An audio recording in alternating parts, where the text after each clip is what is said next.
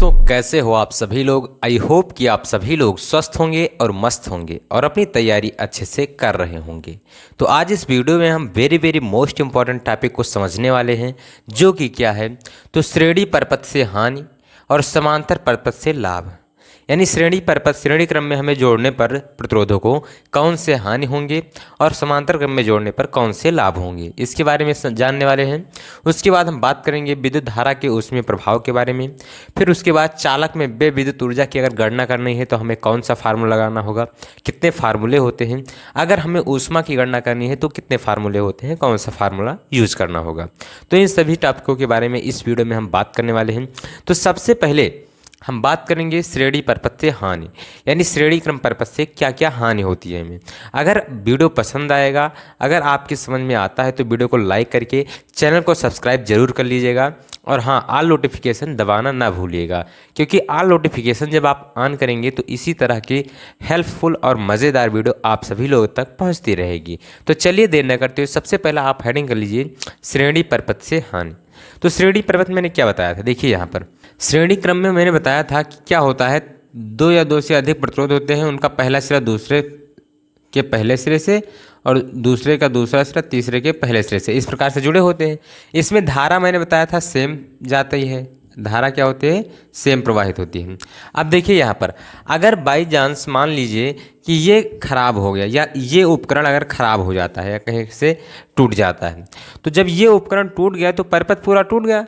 जब परपथ टूट गया तब आगे धारा नहीं जाएगी। यानी जो इसकी पहली हानि है, श्रेणी क्रम की जो पहली हानि है, पहली हानि, ये जो टॉपिक आपको दिख रहे हो पहला श्रेणी परपथ से हानि, तो पहली हानि ये है कि यदि एक उपकरण कार्य करना बंद कर दे तो शेष उपकरण भी कार्य करना बंद कर देते हैं। तो पहला यही है कि इस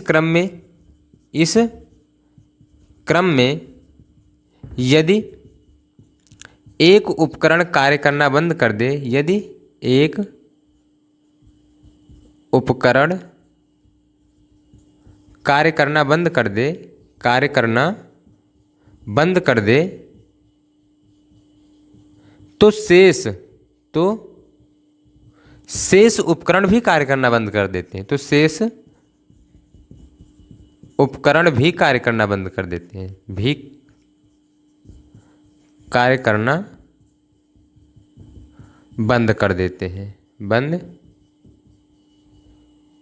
कर देते हैं। ठीक बेटा, तो यहाँ पर क्या हो जाएगा, एक उपकरण कार्य करना बंद कर देगा तो शेष उपकरण भी कार्य करना बंद कर देते हैं।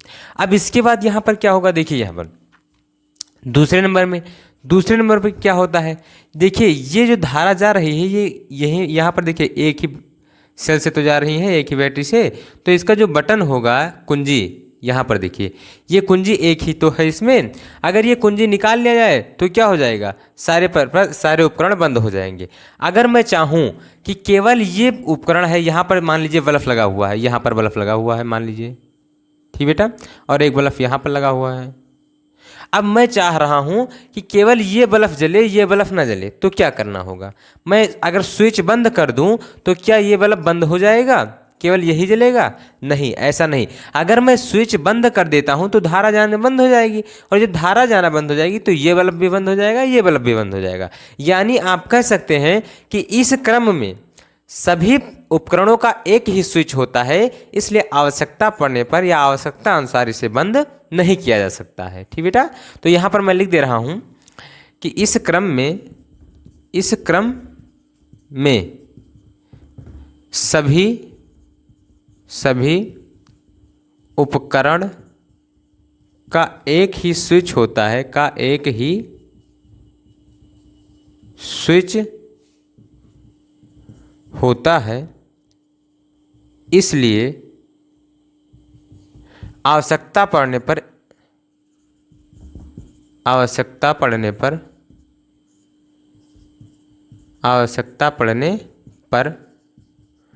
इसे बंद नहीं किया जा सकता, बंद नहीं किया जा सकता है। ठीक बेटा, ये हो गया आपका क्या, दूसरा जो इसका हानि है वो हो गया। तीसरा हानि क्या है, मैंने बताया था कि इसमें सभी प्रतिरोधों के बीच क्या होता है, अलग अलग विभवांतर होता है। अब जब सभी प्रतिरोधों के बीच विभवांतर अलग अलग होता है तो क्या हो जाएगा, तो सभी के बीच जो धारा का मान होगा वो अलग अलग होगा। तो यहाँ पर आप लिख सकते हैं तीसरा नंबर जो है, तीसरा नंबर कि इसमें इस क्रम में सभी उपकरणों को अलग अलग या समान वोल्टेज नहीं मिलती है, समान वोल्टेज नहीं मिलती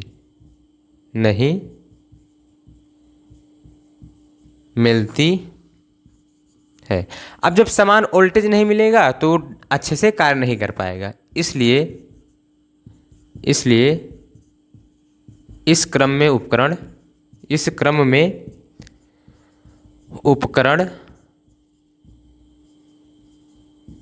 अच्छे से कार्य नहीं कर सकता है।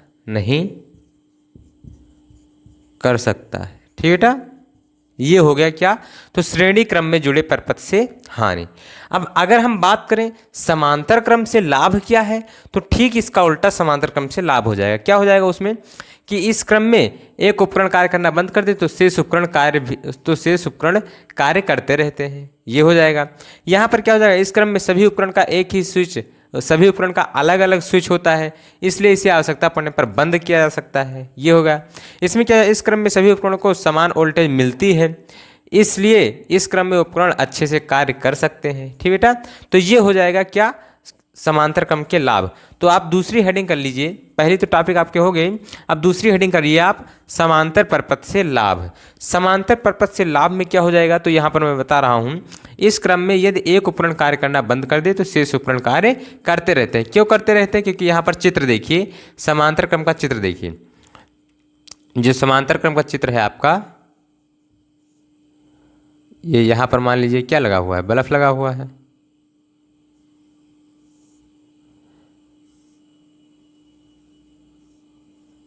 एक बल्ब यहाँ पर लगा हुआ है,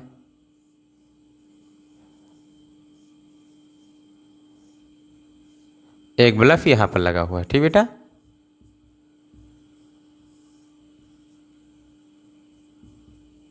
अब यहाँ पर देखिए, अब यहाँ से धारा जाएगी, यहाँ भी कुंजी होगा, इसका अलग कुंजी होगा, इसका अलग कुंजी होगा, इसका अलग कुंजी होगा, तीनों का अलग अलग स्विच होगा। ठीक बेटा, अब यहाँ से देखिए, यहाँ से धारा जाएगी, मेन धारा यहाँ से अलग अलग में डिवाइड हो जाएगी, एक यहाँ पर I1 हो जाएगी, यहाँ I2, यहाँ I3। अब मान लीजिए यहाँ पर I1 जा रही है, अगर ये उपकरण मान लीजिए काम करना बंद कर देता है, अब यहाँ पर धारा I1 जा रही थी तो इसका कार्य खत्म हो गया, धारा I1 वहाँ नहीं जाएगी, वहाँ उपकरण नहीं जलेगा।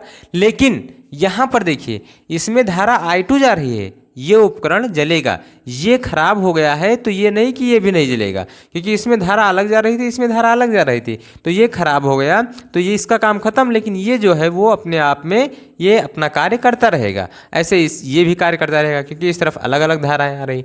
तो इसलिए इसमें क्या हो जाएगा, इसमें हो जाएगा, इस क्रम में यदि एक उपकरण कार्य करना बंद कर दे तो शेष उपकरण कार्य करते रहते हैं, तो शेष उपकरण कार्य करते रहते हैं। ठीक बेटा, उपकरण कार्य करते रहते हैं। ये हो गया क्या, तो समांतर क्रम का पहला लाभ हो गया। दूसरा, इस क्रम में सभी उपकरण का एक ही स्विच होता है, अलग अलग, सभी उपकरण का अलग अलग स्विच होता है, अलग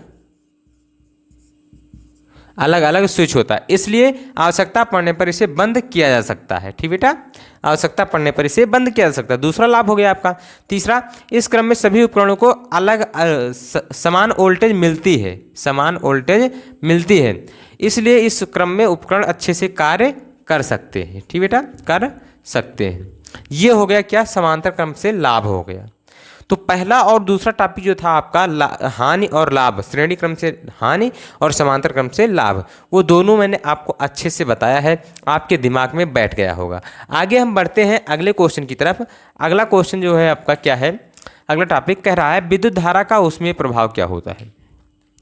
तो सबसे पहले हम इसे रेस कर देते हैं, उसके बाद बताते हैं आप सभी को विद्युत धारा का उसमें प्रभाव।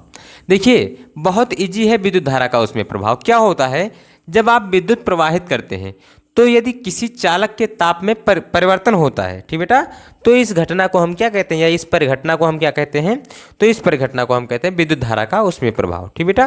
तो यहाँ पर मैं लिख दे रहा हूँ विद्युत धारा के उसमें प्रभाव का डेफिनेशन क्या होगा कि किसी, या आप कह सकते हैं विद्युत धारा के प्रवाह से किसी चालक में ताप के परिवर्तन होने की परिघटना को या ताप के बढ़ने की घटना को क्या कहते हैं, विद्युत धारा का उसमें प्रभाव कहते हैं, ठीक बेटा। तो यहाँ पर मैं लिख दे रहा हूँ बिल्कुल सिंपल लैंग्वेज में, किस लैंग्वेज में, सिंपल लैंग्वेज में। क्या हो जाएगा, देखिए यहाँ पर मैं बता रहा हूँ कि विद्युत धारा के क्या हो जाएगा, विद्युत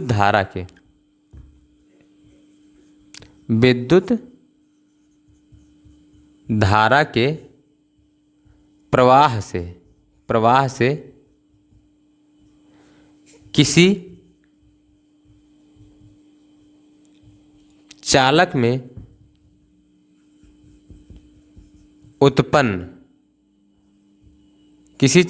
ताप परिवर्तन होने की घटना को, किसी चालक में ताप बढ़ने की घटना को,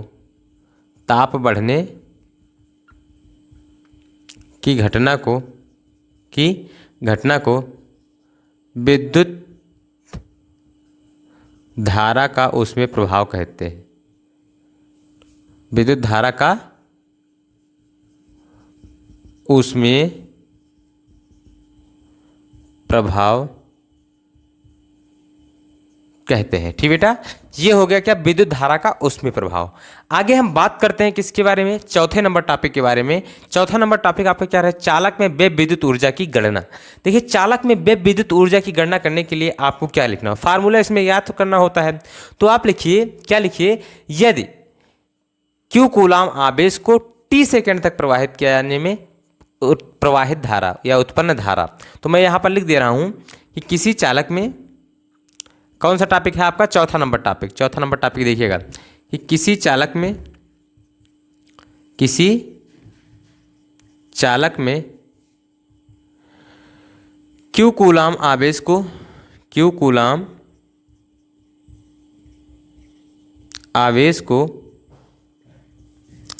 t सेकेंड तक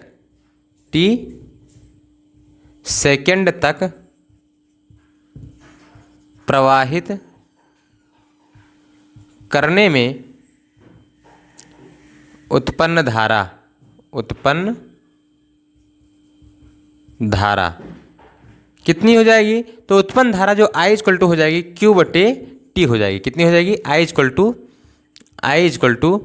Q/T। अगर यहाँ से Q का मान निकालें तो Q इक्वल टू हो जाएगा I इंटू T। इसे मान लीजिए समीकरण 1, ठीक बेटा। अब अगर हम बात करें, क्या बात करें कि B वोल्ट विभवांतर पर Q कूलाम आवेश को प्रवाहित करने में किया गया कार्य क्या है। दूसरा नंबर देखिए यहाँ पर कि B वोल्ट, यहाँ से मैं लिख दे रहा हूँ, यहाँ से कि B वोल्ट विभवांतर पर Q कूलाम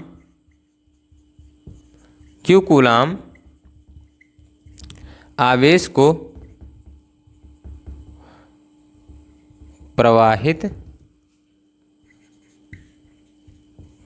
करने में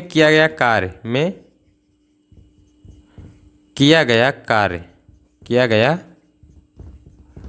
कार्य क्या हो जाएगा, तो हो जाएगा आपका W equal to V into Q हो जाएगा, ठीक बेटा। अब Q का मान ये समीकरण 2 मान लीजिए। अब Q का मान समीकरण 2 में रख देते हैं, तो यहाँ पर लिख देते हैं Q का मान समीकरण 2 में रखने पर, Q का मान समीकरण 2 में रखने पर तो क्या हो जाएगा, W इक्वल टू V और गुणे में IT हो जाएगा, यानी B into I into T हो जाएगा, ठीक बेटा। इसे समीकरण मान लीजिए 3। ये क्या हो गया, आपका एक फार्मूला नया तैयार हो गया, ठीक बेटा।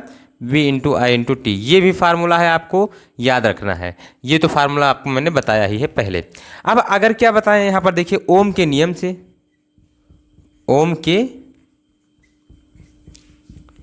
अब ओम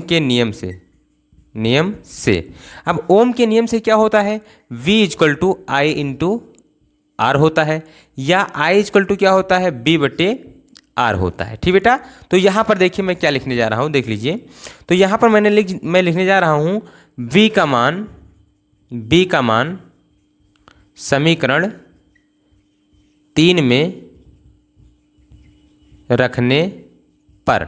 अब जब b का मान समीकरण 3 में रखेंगे तो क्या हो जाएगा, तो w इक्वल टू हो जाएगा आपका i इंटू आर, और फिर क्या हो जाएगा i इंटू टी। आई का i से गुणा करेंगे तो i स्क्वायर हो जाएगा, आर टी हो जाएगा। ठीक बेटा, तो ये क्या हो जाएगा, w का मान आ जाएगा दूसरा, इसे मान लीजिए समीकरण क्या 4 मान लीजिए। ठीक बेटा, अब अगर फिर v का मान हम i का मान किस में रखें, i का मान समीकरण 3 में रखने पर, 3 में रखने पर, तो i का मान हम यहाँ पर रख देते हैं तो क्या हो जाएगा, तो w इक्वल टू क्या हो जाएगा, b गुणे i का मान क्या है b बटे r इंटू टी। तो क्या है, b का b से मल्टीप्लाई करेंगे तो w इक्वल टू हो जाएगा b स्क्वायर टी बटे r हो जाएगा। ठीक बेटा, इसे मान लीजिए क्या समीकरण 5 मान लीजिए। अब आप लिख दिए समीकरण 1, 2, 3, 4 व 5 से समीकरण लिख दीजिए, समीकरण 1, 2, 3, 4 व 5 से। अब समीकरण 1, 2, 3, 4 व 5 से क्या हो जाएगा, तो देखिए यहाँ पर, तो w इक्वल टू आपका हो जाएगा समीकरण 1 क्या है v, w इक्वल टू क्या है समीकरण 1 नहीं 2 से लिखिए, 2 से 2, 3, 4, 5 से w equal to v into Q हो जाएगा, बराबर क्या है तीसरा क्या है वी आई टी है, v into I into T हो जाएगा। उसके आगे क्या है, तो उसके आगे चौथा जो है आई स्क्वायर आर टी हो जाएगा, I square into R into T हो जाएगा। उसके आगे क्या है, तो वी स्क्वायर टी और अपान में आर हो जाएगा। तो ये W का इतना मान आ गया। ठीक बेटा, अगर W का मान इतना आया, यानी अगर आपको विभवांतर और आवेश दिया गया है तो आप W का मान ज्ञात कर सकते हैं, विभवांतर धारा सेकंड दिया गया है तो आप ज्ञात कर सकते हैं, विभवांतर आपको नहीं दिया गया है, प्रतिरोध दिया गया है और धारा और सेकंड दिया गया है तो आप ज्ञात कर सकते हैं, विभवांतर और सेकंड और प्रतिरोध दिया गया है तो आप ज्ञात कर सकते हैं, बिल्कुल सिंपल लैंग्वेज में। ठीक बेटा, तो आगे अब हम बढ़ते हैं अगले टॉपिक पर। ये जो आपका था वो क्या था, तो चालक में व्यय ऊर्जा की गणना। ठीक बेटा, अब अगर हम बात करें क्या, चालक में उत्पन्न ऊष्मा की गणना, चालक में उत्पन्न ऊष्मा की गणना अगर हमें करनी हो तो हम क्या करेंगे, तो यहाँ पर देखिए समझ लीजिए, कुछ नहीं करना है आपको, क्या कुछ नहीं करना है। आप देखिए यहाँ पर क्या है, अगर चालक में उत्पन्न जो वैद्युत ऊर्जा होती है वो क्या है, उसका रूपांतरण अगर किसमें, यांत्रिक ऊर्जा और रासायनिक ऊर्जा में ना हो तो उसका जो रूपांतरण होता है वो किसमें होता है, उसमें ऊर्जा में होता है। किसमें, उसमें ऊर्जा में होता है। फिर से एक बार ध्यान से सुनिए, क्या बताया मैंने कि अगर चालक में जो उत्पन्न वैद्युत ऊर्जा होती है उसका रूपांतरण यदि यांत्रिक ऊर्जा और रासायनिक ऊर्जा में ना हो तो उसका रूपांतरण किसमें होता है, उसमें ऊर्जा में होता है। और उसका मान किस तरह ज्ञात कर सकते हैं, तो यहाँ पर देखिए जो आपका समीकरण 2, 3, 4, 5 है, इसमें हम 4.2 से भाग करके उसे कैलोरी में चेंज कर सकते हैं। ऊष्मा का जो मात्रक होता है वो क्या होता है, कैलोरी होता है, और यहाँ जो ऊर्जा का मात्रक जूल आया है। ठीक बेटा, तो जूल को कैलोरी में बदलने के लिए हमें क्या करना होगा, तो 4.2 से भाग करना होगा। क्या करना होगा, 4.2 से भाग करना होगा। यहाँ पर देखिए मैं बता दे रहा हूँ आप सभी लोगों को, यहाँ से इन सभी चीज़ों को मैं साइड कर रहा हूँ और आप सभी लोगों को बता दे रहा हूँ। ठीक बेटा, क्या लिखना है आपको, चालक में उत्पन्न ऊष्मा की गणना। चालक में 5वां टॉपिक है आपका, चालक में उत्पन्न ऊष्मा की गणना, ऊष्मा की गणना। अब देखिए यहाँ पर ऊष्मा की यदि हमें गणना करना है तो समीकरण 2, 3, 4 व 5 से होगा। ठीक बेटा, तो यहाँ पर मैं लिख दे रहा हूँ सबसे पहले कि 1 कैलोरी बराबर, 1 कैलोरी बराबर कितना होता है, तो आपका होता है 4.18। ठीक बेटा, लेकिन हम मान लेते हैं लगभग, लगभग किसके बराबर, तो लगभग आपका हो जाएगा, लगभग आपका बराबर हो जाएगा 4.2 के। ठीक बेटा, 4.2 जूल, 4.2 जूल हो जाएगा। ठीक बेटा, अब अगर हम बात करें कि 1 जूल, यहाँ पर देखिए 4.2 जूल बराबर क्या होता है, 4.2 जूल बराबर आपका होता है 1 कैलोरी, 1 कैलोरी। अगर हम बात करें किसके बारे में, 1 जूल के बारे में, 1 जूल के बारे में, तो ये इस तरह भाग में चला जाएगा, यानी 1 भागे 4.2 कैलोरी हो जाएगा। ठीक बेटा, तो अब देखिए यहाँ पर कैलोरी, अब 1 जूल बराबर इतना है तो डब्लू जूल बराबर क्या हो जाएगा, डब्लू जूल बराबर तो डब्लू बटे 4.2 कैलोरी हो जाएगा, कैलोरी हो जाएगा। अतः यहाँ पर मैं लिख दे रहा हूँ, अतः समीकरण 2, 3, 4 व 5 से अब ऊष्मा को हम किससे प्रदर्शित करते हैं, तो H से प्रदर्शित करते हैं। किससे प्रदर्शित करते हैं, H से। तो H इक्वल टू आपका हो जाएगा, यहाँ पर देखिए क्या है, V इंटू क्यू है, तो V इंटू क्यू बटे 4.2 इक्वल टू क्या हो जाएगा, VIT बटे B into I into T बटे 4.2 हो जाएगा। और फिर क्या हो जाएगा बोलिए, इक्वल टू फिर क्या हो जाएगा, I स्क्वायर RT बटे 4.2 हो जाएगा। उसके बाद फिर क्या हो जाएगा, बराबर B स्क्वायर T बटे R, फिर कैलोरी, ठीक बेटा। ये हो जाएगा आपका किसका, H का मान। किसका मान, H का मान। यानी अगर आपको ऊष्मा ज्ञात करना है तो ये फार्मूला रखकर आपको W का मान रखकर और 4.2 से भाग कर देना है। आपका जो मान है वो कैलोरी में प्राप्त हो जाएगा, जिसे हम क्या कहेंगे, ऊष्मा कहेंगे। ठीक बेटा, यानी जिस प्रकार आपको ऊर्जा की गणना करना है, चालक में व्यय ऊर्जा की गणना करना है, उसी प्रकार से आपको किसका याद करना है, ऊष्मा का मान ज्ञात करना है। बस क्या करना है, 4.2 से भाग कर देना है। किस लिए, जूल को कैलोरी में चेंज करने के लिए। 1 जूल बराबर कितना होता है, 1/4.2 कैलोरी होता है। अगर बात करें 1 कैलोरी बराबर कितना जूल होता है, तो अगर एग्जैक्ट बात करें तो 4.18 कैलोरी होता है, लेकिन लगभग हम मान लेते हैं 4.2 कैलोरी मान लेते हैं। ठीक बेटा, तो इस प्रकार से ये जितने भी टॉपिक थे आपके, मैंने आप सभी लोगों को सिंपल लैंग्वेज में बता दिया है। अगर वीडियो पसंद आया है तो वीडियो को लाइक करके, चैनल पर अगर पहली बार आए तो चैनल को सब्सक्राइब करके ऑल नोटिफिकेशन जरूर ऑन कर लीजिएगा, ताकि इसी प्रकार की हर मज़ेदार वीडियो आप सभी लोगों तक तुरंत पहुंचती रहे। अब हम मिलते हैं अगले वीडियो में मज़ेदार एवं धमाकेदार वीडियो के साथ। तब तक के लिए जय हिंद, love you, bye bye, take care.